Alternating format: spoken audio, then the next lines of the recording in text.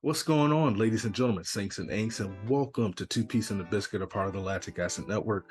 I'm your host, Dominique Smith. Wanted to give a real quick recap of some of the distance races that have been going on at the USA Outdoor Track and Field Championships. This is being released on a Sunday. It's obviously being recorded late on a Saturday night, so forgive me. Brother is tired, but I wanted just to share, in case you missed it, some of the great things that have been going on. Not all of them, but I got to give some of them, give our distance runners some love as well. Elise Cranny, she dominated the 5K. I told y'all she was going to win. She dominated the 10K. The 10K. We haven't gone to the 5K yet. She won the 10K. Elise ran a great race, had a phenomenal kick at the end of that race, defeated Alicia Monson, who will be on the team as well. It was an incredible race to watch. So many wonderful athletes, and so a lot of them are going to be in the 5K. Please stay tuned to that. You do not want to miss it. A fantastic race indeed. A thing Mo, if you did not think that she was going to run the 1500, she proved me wrong, and guess what? She qualified for Budapest because she came in second place. But shout out to Nikki Hills. Nikki Hills had a fantastic kick against a thing Mo, held off Mo at the final stages and gave some separation between her and Corey McGee, who will be making the team. Those are your three ladies. Sinclair Johnson finished in fourth with the diving effort.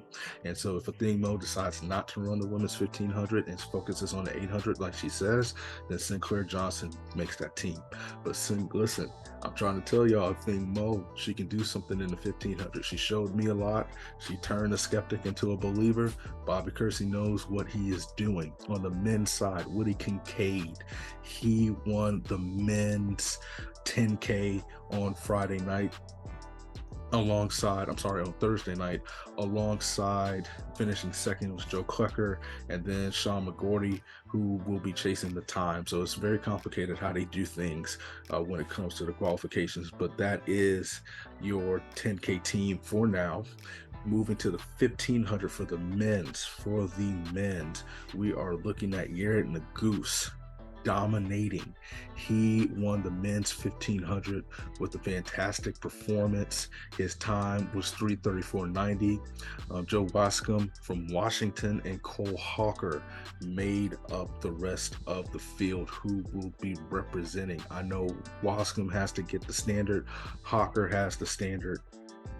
And so, like I said, right now, the three people who, I guess, based on the standard, it's all crazy, and we'll have a more comprehensive distance breakdown as well as field events, would be Hobbs Kessler, but we'll check that out later on to see how it is and how it shakes out.